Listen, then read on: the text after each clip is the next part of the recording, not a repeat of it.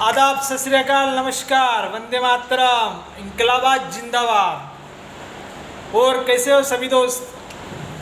अच्छे रहेंगे। भगवान से यही प्रार्थना करता हूँ कि सभी लोग अच्छे रहे, हमेशा रहे, तरक्की करें और अच्छे से आगे बढ़े। क्योंकि इस भारत का हर नागरिक सोचता है कि मैं तरक्की करूँ, सबसे आगे जाऊँ और भारत का नाम रोशन करूँ। ऐसे बंदों को पहले मेरा सलाम। और वैसे ऐसे जो वीर है, ऐसे वीरों को जो जन्म दिया है, जो माँ ने जन्म दिया है, उस माँ को मेरा सलाम।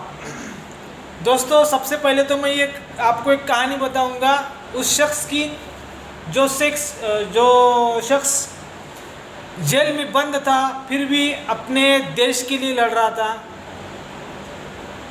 और कई चुनौतियों का सामना किया उसने, लेकिन हार कभी नहीं मानी। ना उसने मानी, ना उसके माँ ने मानी। तो उसीलिए उनके माँ को भी अपना सलाम। दोस्तों, बात करो भगत सिंह जी की। जब वो जेल में थे तभी उनके माँ को उन्होंने कहा था कि माँ, जब मुझे फांसी होगी तो दूसरे दिन तुम मत आना, क्योंकि मैं देश के लिए शहीद हो रहा हूँ और मैं नहीं चाहता कि तू रोए। तो दूसरे दिन तुम मत आना मेरा शव लेने के लिए, मेरे भाइयों को भेजना। ये उन्होंने कहा था, जिनका नाम भगत सिंह था, जिनका नाम भगत सिंह था। लेकिन उनकी जो बातें हैं कुछ लोग भूल गए। कुछ लोग हैं ना, पाकिस्तान से आ रहे और इस भारत में रह रहे, फिर भी जिहादी का नारा लगा रहे, जिहादी लोगों को सिखा रहा है। ये हमारे हिंदुस्तानियों के लिए बहुत बड़ी चुनौती है, बहुत बड़ी। आज तो ऐसा लग रहा है ना कि हर एक नौजवान सोच में डूबा हुआ है कि क्या जीना इसी को कहते हैं। अगर कुरान में तो यह सब चीज़ें लिखी हुई नहीं है, ना किसी धर्म में, ना मज़हब में, ना समाज में लिखा हुआ है, कहीं पर भी नहीं है। लोग आज जिहाद को लेके बौखला रहे हैं, सब चीज़ें हो रही है भारत में। तो कहीं ना कहीं मुझे तो लग रहा है कि ये जो पाकिस्तान में जो सिक्के आते हैं, ये उन्हीं का ही सब है। पिछले वीडियो में भी मैंने बोला है, फिर भी लोगों ने उन पर ये नहीं किया, गौर नहीं किया, लोग उसे पे उतर आए। अभी जो उस दिन मैंने जो पोस्ट देखा था, एक बूढ़ा था, उसमें कुछ जान नहीं है, हगने को भी उसको पिछवाड़ा नहीं है, फिर भी बक रहा है। क्या बक रहा है? पाक की सरजमीन का नाम होगा भारत का। अभी देखो क्या बोला है वो, पाक का झंडा भारत में लहराएगा। साले तुम्हारे अभी क्या गाली देने का भी मन नहीं हो रहा है तुम लोगों को। तुम लोग जो सिखा रहे हो वो सीख रहे हैं। सभी मेरे हिंदू और मुस्लिम भाई को यही कहना है कि मैं हमेशा बोलता हूँ, भाईचारा रखो, जो है वही रखो, वही रहने दो। क्योंकि ये सब चीज़ें ना हमारे संस्कृति में पढ़ी जाती है, ना संविधान में बोला है। वही चीज़ें लोग दोबारा बोल रहे हैं, दोहरा रहे हैं। इसका मतलब ये नहीं कि तुम सुधारना कुछ नहीं करोगे अपने आप में, समझ रहे हो। अबे क़यामत की रात ऐसे घिनौनी हरकत करने वालों की सज़ा सबसे पहले होती है। तुम्हारे पाक सरजमीन पर ये नहीं बताया गया। ये हम लोग नहीं, हिंदुस्तान वाले नहीं बोल रहे बे। हज़रत मोहम्मद मुस्तफ़ा सल्लल्लाहु अलैहि वसल्लम ने फरमाया था, उनके वादे, उनके नसीहतें तुम जैसे बंदों की बात नहीं है, समझ लो कि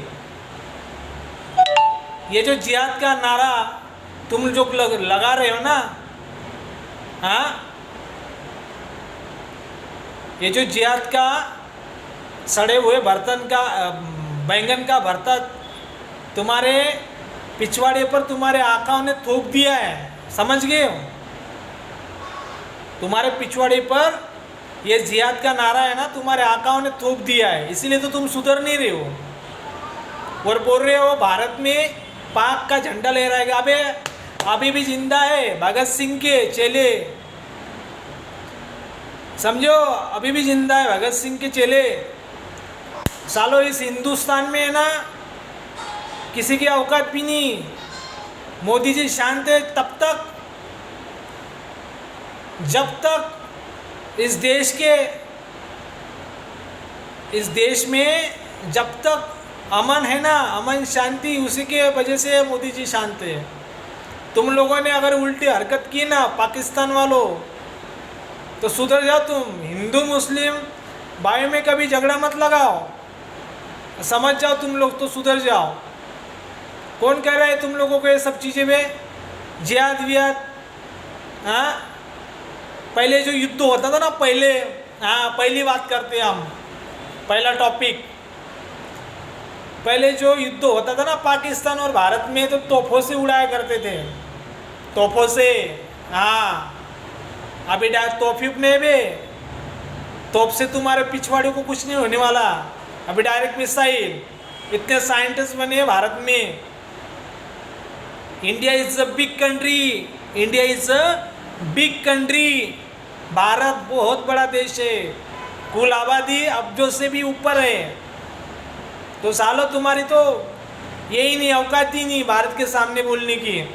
और मेरे हिंदू मुस्लिम भाइयों को ये सब मत सिखाओ, झगड़ा मत लगाओ, समझ जाओ, सुधर जाओ। मुझे फक्र नहीं, मुझे फक्र है खाली इस बात का जो मैंने इस भारत में जन्म लिया। मुझे फक्र इस बात का है जो इस भारत माँ की जो कोख है ना, उनसे हमने जन्म लिया। भगत सिंह के अभी हमेशा नारे लगेंगे, लगते रहेंगे, इंकलाबाद जिंदाबाद। तुम्हारे माँ में जितना दम है ना भारत में, जो हाँ ये जिहाद विहाद फैलाने का, ये सब छोड़ दो। शांति से अमन से रहा करो अपने देश में, और दूसरे देश के बारे में अच्छा सोचो। कभी सोचो कि तुम लोग, तुम्हारे लादेन को भी मार दिया अमेरिका के ओबामा ने, फिर भी तुम लोग नहीं सुधरे। तुम्हारे आकाओं ने वो कसाब को पहचानने तक इनकार कर दिया। 10 लाशें सड़ती रही, किधर दफना है तुम लोगों को भी पता नहीं, उनको भी पहचानने को इनकार कर दिया तुम लोगों ने। अभी हम लोगों में सिखाओगे बे जिहाद? हाँ, मेरे हिंदू और मुस्लिम भाई इतने भी कमज़ोर नहीं बे, समझ रहे हो ना? और कुछ जो ये कुछ मौलवी जनाब को बोलना चाहता हूँ कि जो तुम्हारे आपके अगर अजमेर में बोलो या किधर खादिम रहते हैं जो ये ऐसे लोगों को भड़काते हैं, सर तन से जुदा बोलते हैं, तो उनके बारे में कुछ बोला करो। नुपुर शर्मा ने बोला है तो उनकी सज़ा संविधान देगा बे। नुपुर शर्मा को भी सज़ा देगा, सबको देगा, जो इस गुनाह में शामिल है उसको भी देगा। फिर काय के लिए भी पत्थरबाजी, ये सब चीज़ें किसने बोला पत्थरबाजी? अमन से रहो, शांति से रहो, अच्छे से रहो, तंदुरुस्त रहो। कौन बोलता है? हमारे महाराष्ट्र में देखो मुख्यमंत्री आए अभी शिंदे साहब, सब ओके। हाँ, तब से भोंगे बंद हो गए, सब बंद हो गए। जब से आए हो सब शांति का अमन फैला हुआ है महाराष्ट्र में पूरे। और तुम ये जिहाद का नारा छोड़ दोगे तो पूरे भारत में भी अमन ही अमन होगा। आज मैं इतना क्यों चिढ़ गया कि मुझे ना उन भाइयों पर बहुत, माफ़ करना भारतवासियों, लेकिन गाली किसी को बकना नहीं चाहता, ये सब गाली थी भारत के दुश्मनों के लिए, भारत के सिर्फ दुश्मनों के लिए। क्योंकि आज ना जो भगत सिंह का जो नारा लगाते हैं ना, उनके दिल में जो चोट लगती है ना, इनके वजह से ही लगती है, भड़काऊ लोगों के वजह से।